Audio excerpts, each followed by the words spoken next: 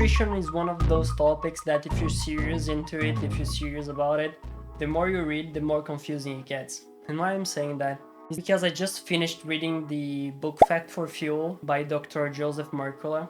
And after reading it, two things really struck me. Like one of them that came directly from the book, and the other one that came from my reflections on it and actually my reflections on life.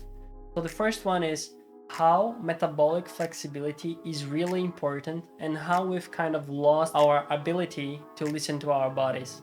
And the second one is about truth and certainty, how the desire to always have certainty about anything and everything has led people astray from the actual truth. So that's what I'm going to talk about, and I'd like to share the thoughts on it with you guys. The problem for me is that many serious people tell you different stuff. So some doctors says that keto is the best, others tell you that animal-based diets are better, and others tell you that paleo is a good alternative to those and it's good enough and it is the best even. And some say that you should put fasting and intermittent fasting into the mix and do that with an ordinary diet if you want. So whom should you trust? With so many different opinions seemingly coming from legitimate people, whom should you trust? And that's why I say that modern nutrition is so confusing. Believe me, I tried it. I tried many diets and I spent a lot of time studying this. Given that, one thing I noticed though that most of them seem to agree on is that we need to restore our body's metabolic flexibility and health. That's what they all seem to agree on. And this is one of the main points of the book by Dr. Joseph Mercola that I just read, The Fat for Fuel. The arguments are more or less like this. It is natural for our bodies to be able to burn fat for fuel and not carbs only, which is the case for most Americans and many people around the world, of course, not being able to burn fat for fuel. And then you're hungry, constantly hungry, in need of carbs and sugar. Another thing, it is normal for us to be able to fast here and there between 12 and 18 hours without looking like we're going to die. This is our natural state. Imagine before in ancient times you didn't have food all the time, so you needed to be able to fast. That was a survival mechanism.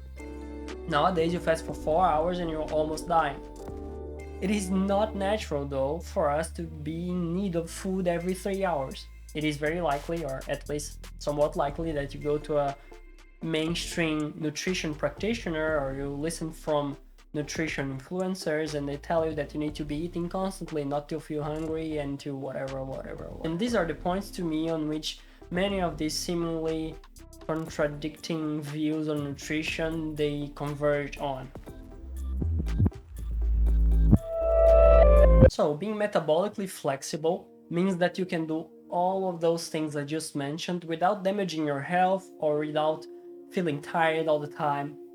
It means basically in a very simplistic manner that you can burn multiple sources of fuel and burn it efficiently, right? So carbs, fat, you can fast when you need.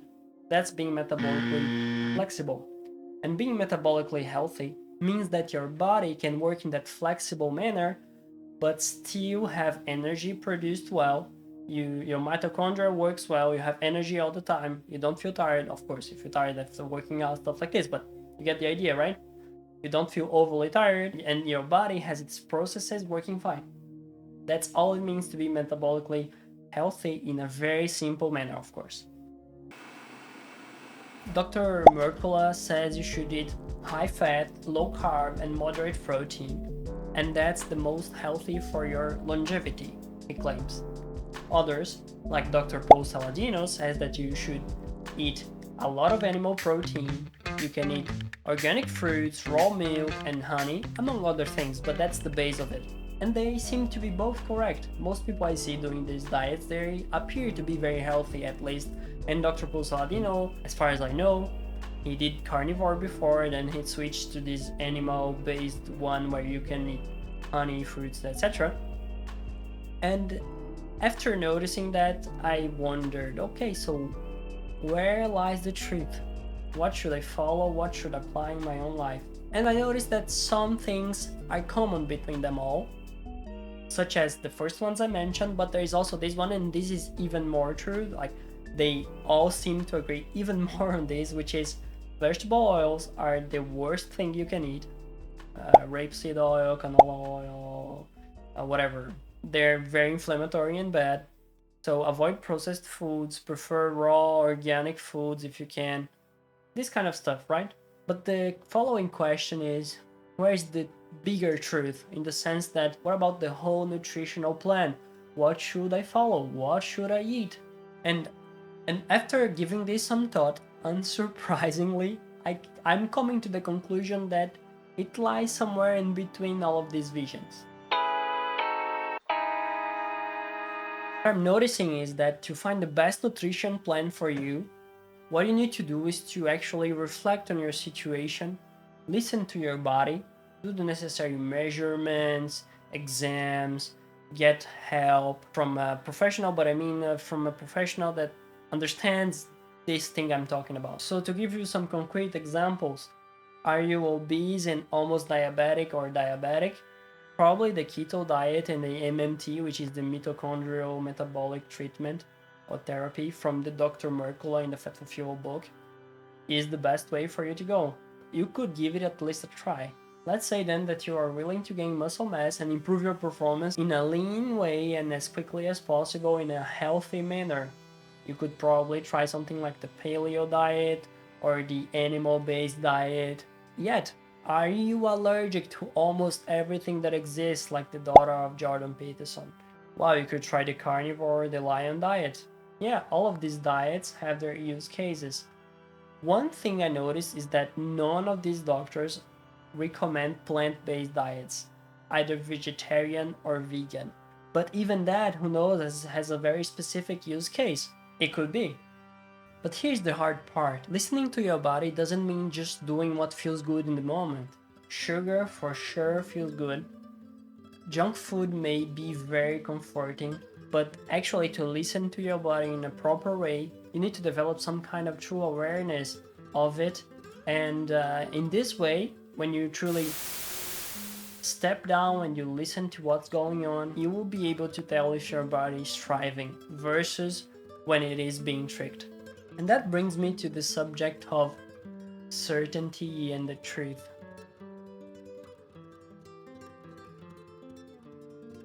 What struck me really hard after finishing this book is something that I've been thinking about lately, and it is how much we've given up responsibility for the decisions we make in life. Like the most basic ones as picking the food we eat, right? There is nothing more basic than that. And most people don't question what they're told, or they question it in a default have your own ideas way, which more often than not means follow the crowd or accept the figure of authority that is established and do not question it. But what you really need to do, and this is a golden tip, is to confront your ideas and thoughts against the king, against the ultimate judge, which is reality.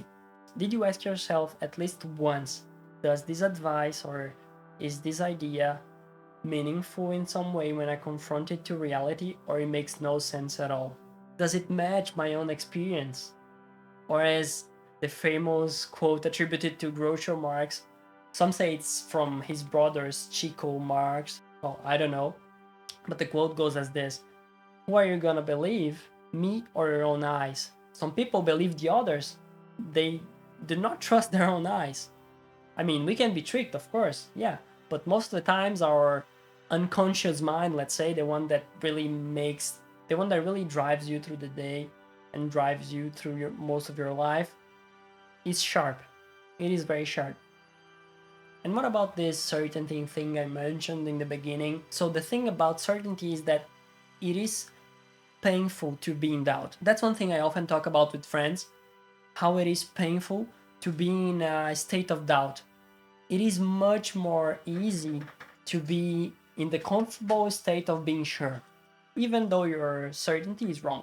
So if someone tells you that saturated fats are dangerous, you're gonna have a stroke, a heart attack, and whatnot, that's very good, because that someone is someone that studied and is knowledgeable, and in theory I just need to listen to them and the doubt is gone. Is saturated fat good or bad? No questioning, no comparing it to reality. no seeing how the older people lived, that they ate only lard and whatever butter, and they were healthier than we are right now. So what I mean by this is that we need to develop this capacity of being in a state of uncertainty. It is almost a philosophical thing, right? The philosophers, they were sure of something until the contradictory came and they needed to harmonize the two ideas and get the truth out of it, some sort of dialectic way. And that's something we've lost as commoners, as common people. We've lost this capacity to be in a state of doubt, and that's what we need to get back. Fat for Fuel definitely isn't the perfect book. It is a great book though, in my opinion. And what I'm taking from it, the main point I'm taking from it, is that no one can live your life for you, although you might try, and you should ultimately work to confront the rationale of your decisions and ideas with reality. So the advice I give you is that be more fond of the real than you are of your own ideas, and you will be more often than not right. At the expense of your ego at first, I learned it the hard way, but that's just how it is. In the end, you will be glad and you will be docile to reality. So, science can for sure guide us, experts can inspire us, but when you're living your life, you need to be the one doing the observation, the experimentation, and also ultimately the decision of what is true, what truly matters, and in this specific discussion, what truly makes you healthy. Thank you for watching.